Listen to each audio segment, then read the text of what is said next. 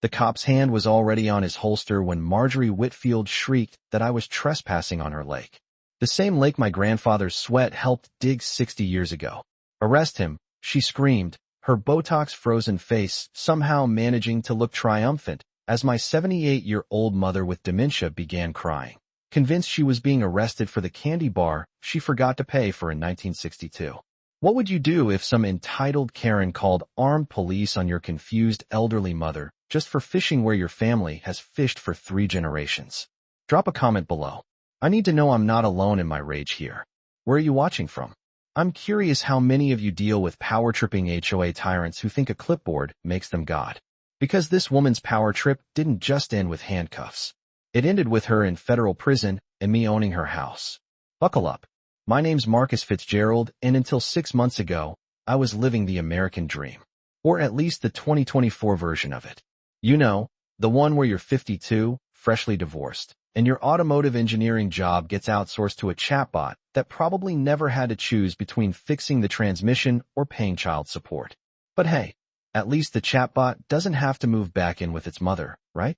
Moving back to my childhood home in Willowbrook Estates felt like admitting defeat. But when your mom starts putting her car keys in the freezer and calling you by your dead father's name, pride becomes a luxury you can't afford. The house hadn't changed much since Dad passed in 2018. Still smelled like his Old Spice cologne mixed with 10W30 motor oil from 40 years of rebuilding engines in the garage. Mom had good days and bad days with her dementia. The good days, she'd tell stories about growing up here when Willowbrook was nothing but Georgia pine and red clay. The bad days, she'd set a place at dinner for Daddy and wonder why he was late from the construction site. Those were the days I'd take her fishing at the lake. Same spot her father, my grandfather Ezekiel, used to take her in 1965. Here's what you need to understand. Willowbrook Lake isn't some gift from God.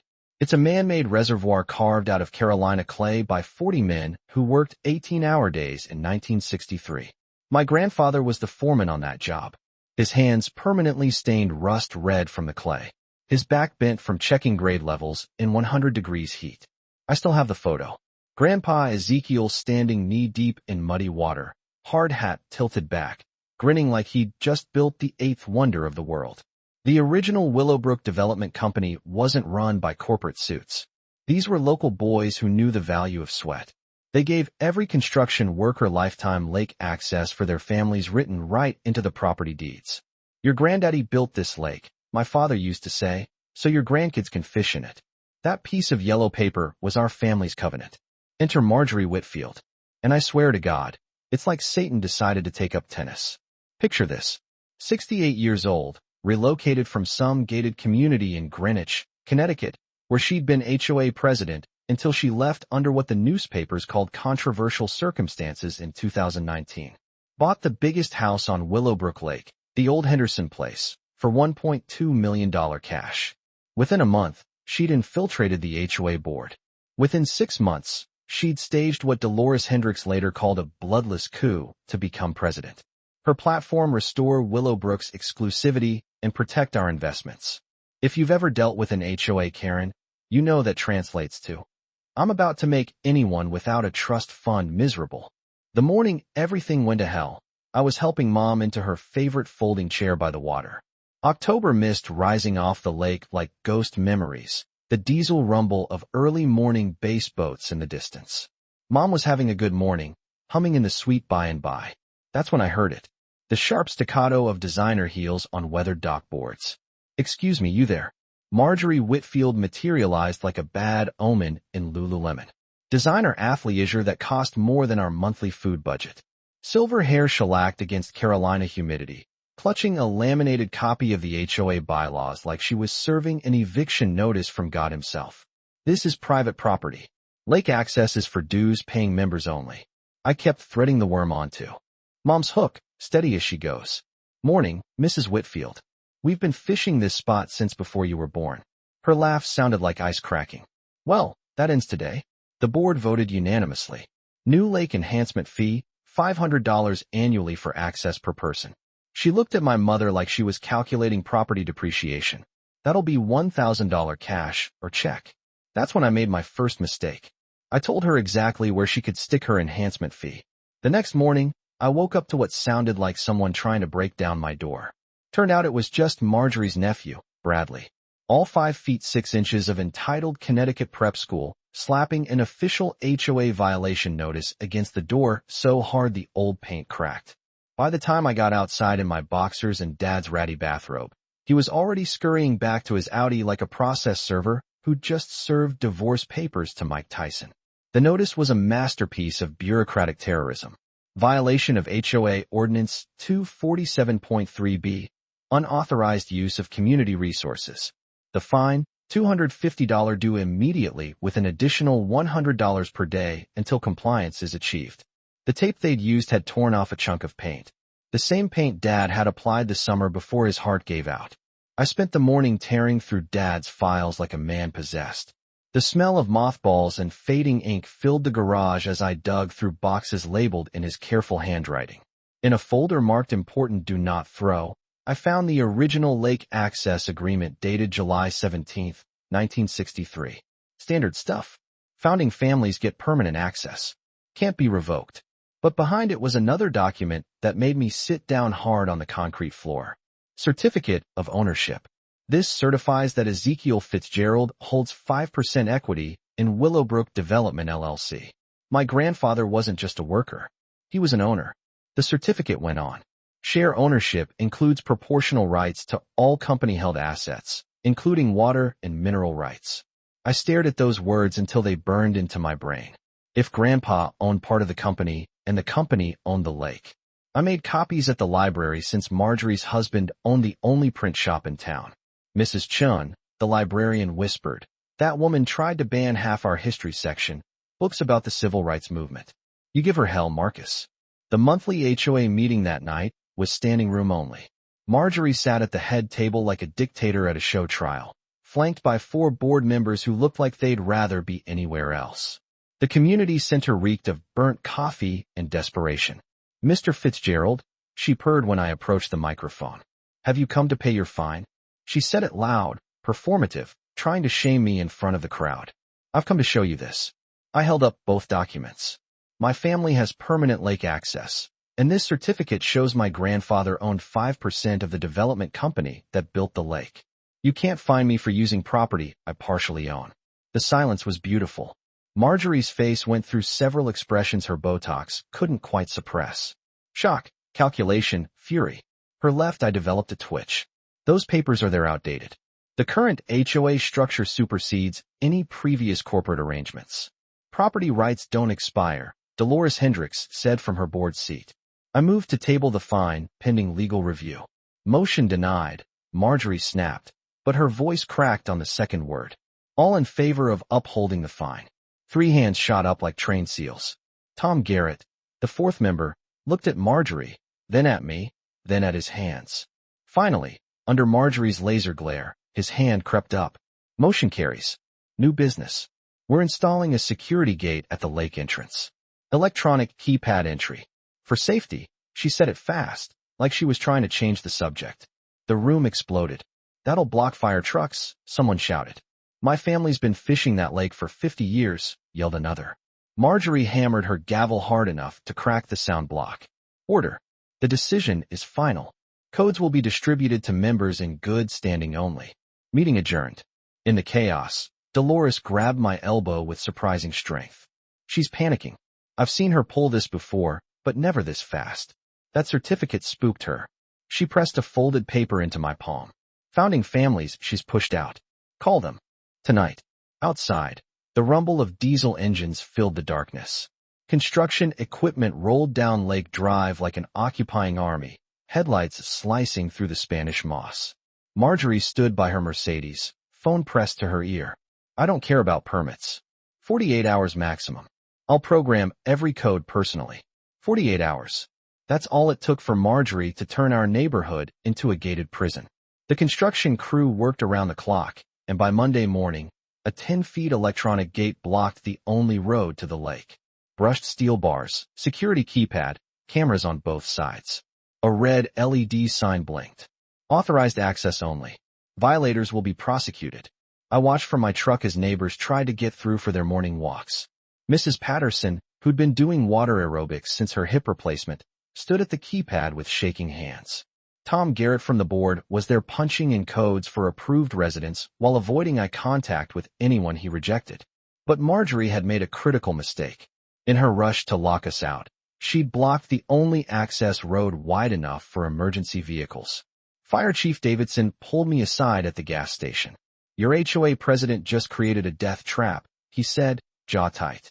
"If someone has a heart attack at the lake, my ambulance can't get through. That gate's coming down one way or another." That afternoon, I drove to the courthouse following a hunch. The basement records room smelled like dyeing paper and industrial cleaner. Beatrice, the clerk who'd been there since forever, looked up from her crossword.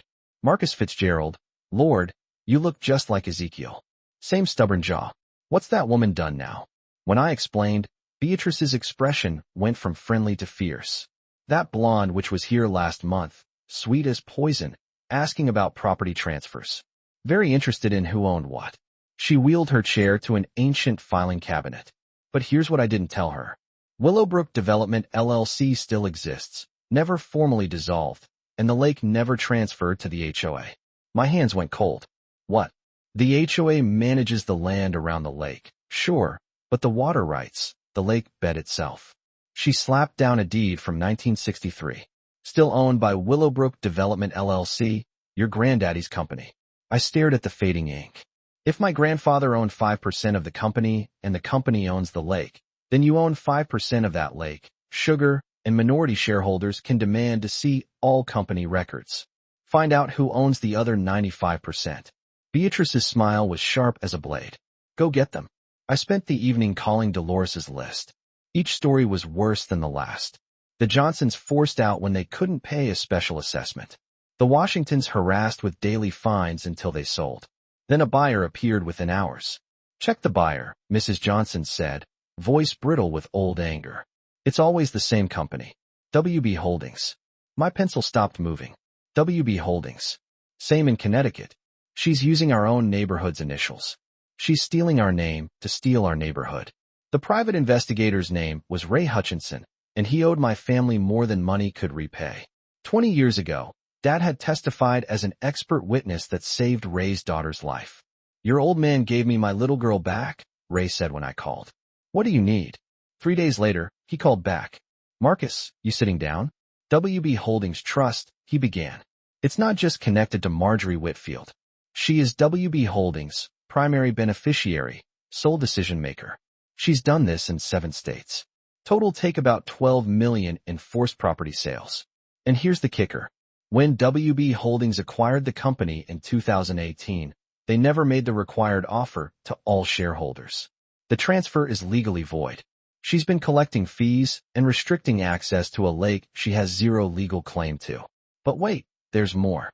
The other 60% of Willowbrook Development was split among the original investors. Most are dead, but their shares passed to their kids who have no idea what they own. I tracked down 17 of them. How many want to sue Marjorie for fraudulent transfer? All 17. My garage hadn't seen this much action since Dad died. By Wednesday night, it looked like a war room. Folding tables covered in documents, laptops humming. Dolores handled outreach like a general. By Thursday, we had commitment letters from all 17 shareholders Ray had found. Tom Martinez, a retired forensic accountant, volunteered to audit the HOA's books.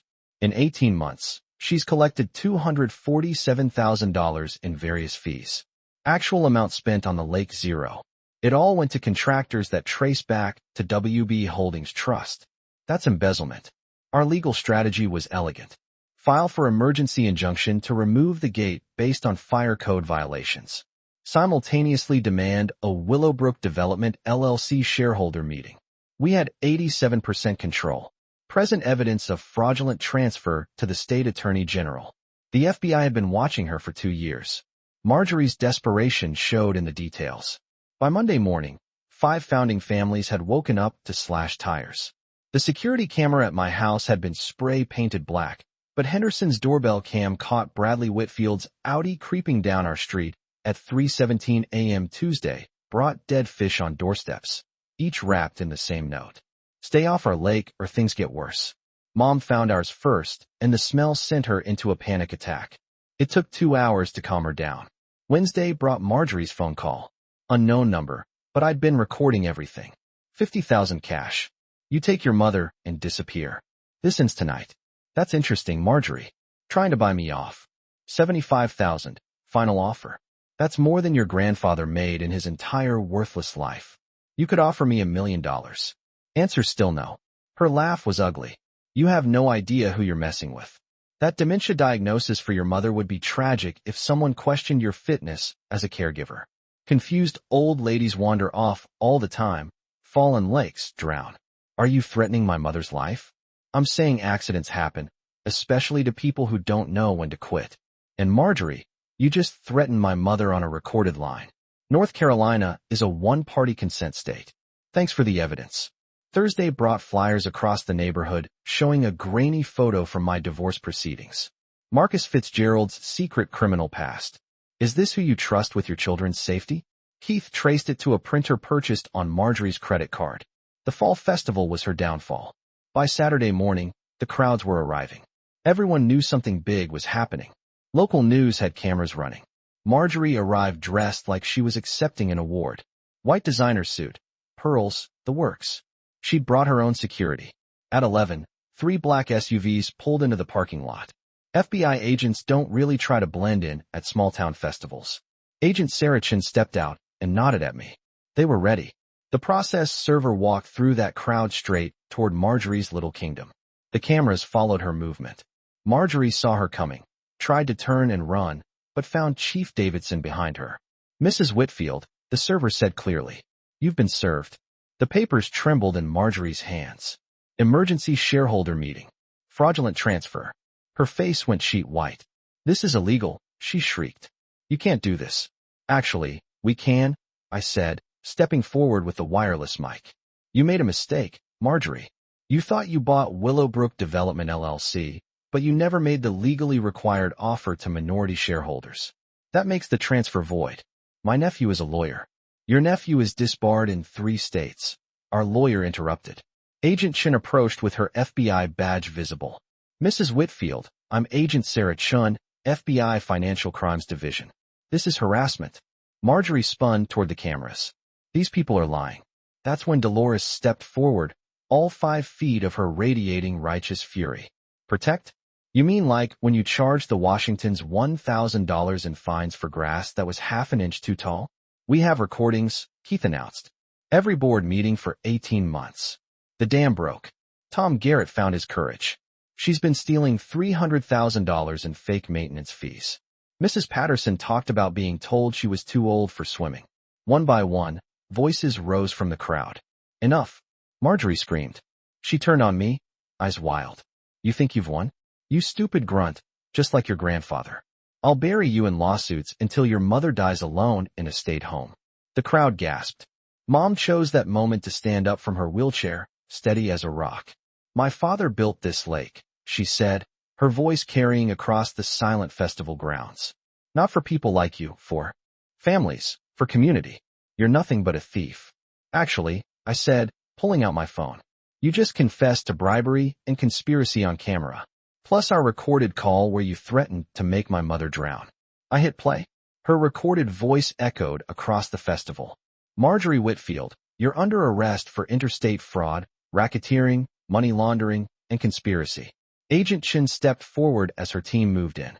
"Wait," Marjorie struggled against the handcuffs. "The lake. I own the lake. WB Holdings owns nothing," I announced. "As of this morning, the legal shareholders voted to dissolve all fraudulent transfers. The lake belongs to the community, the way Ezekiel Fitzgerald and the founding families always intended." The cheer that went up could probably be heard in the next county. As the SUVs pulled away, Channel 9's reporter thrust a microphone at me. "Mr. Fitzgerald, how does it feel to have exposed this massive fraud?" I looked at the lake sparkling in the October sun, at my neighbors hugging and crying, at Mom being embraced by people who'd known her since childhood. "Like justice," I said. "Like coming home." 6 months later, I stood on the same spot where Marjorie had called the cops on my mother. The lake sparkled in the spring sunshine, but everything else had changed. The electronic gate was gone, recycled into a memorial bench, where authorized access only once blinked in angry red. A wooden sign now read Willowbrook Community Lake, built by our families, preserved for our future. Marjorie Whitfield got 12 years federal time. The FBI unraveled her entire network. 7 states, 212 families defrauded, nearly $14 million stolen. The court ordered full restitution. Every family she'd cheated got their money back with interest. We turned her seized house into the Ezekiel Fitzgerald Community Center. Her marble kitchen now hosts free legal clinics. The master suite became a library where Mrs. Chun volunteers helping kids with homework. But the best part is Sunday mornings when the founding families gather at the lake before dawn, just like our grandparents did. We fish and tell stories and watch the mist rise off water that no one can steal from us again. So that's my story, friends. If you're dealing with HOA tyranny, remember, document everything, know your rights, stand together. Your grandfather's calloused hands built more than they can ever steal. Share your HOA nightmare in the comments below. From all of us here at HOA Stories, thanks for watching today's HOA Karen Meltdown.